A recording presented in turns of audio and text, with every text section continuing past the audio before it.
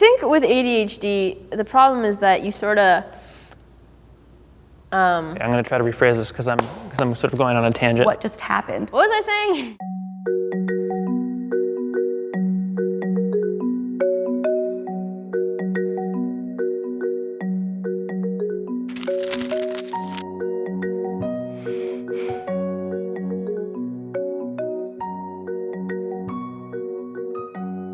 I misbehaved a lot as a kid, but I didn't mean to. The natural environment of a classroom is very non-conducive to somebody with ADHD. You know, just like this quiet room, you're sitting at this table, a bunch of other kids are all doing their work. It was almost like it's sensory overload, like everything is coming at you all at once. I would be trying to focus on this teacher, and then all of a sudden I would like snap to it again, and I had missed half of what the teacher had talked about. It was like you're high or something. Like it's kind of similar to being high.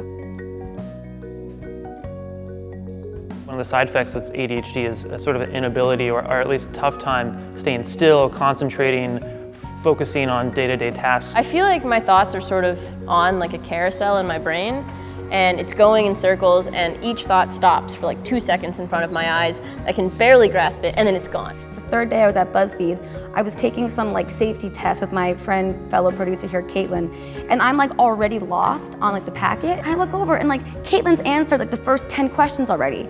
And it's just that's like the story of my life is like looking over to my friend and being like, how the hell did you just do that? I have been on some form of medication ever since I was 13. I stopped taking medication for me because I just didn't like the way it made me feel. They curbed my appetite, I was losing weight. But the medication provides me with clarity. When I'm not on my medicine, it feels like the smallest tasks are really overwhelming because I can't visualize and focus on the simple process. I have to plan things out, I have to write everything down or else I forget.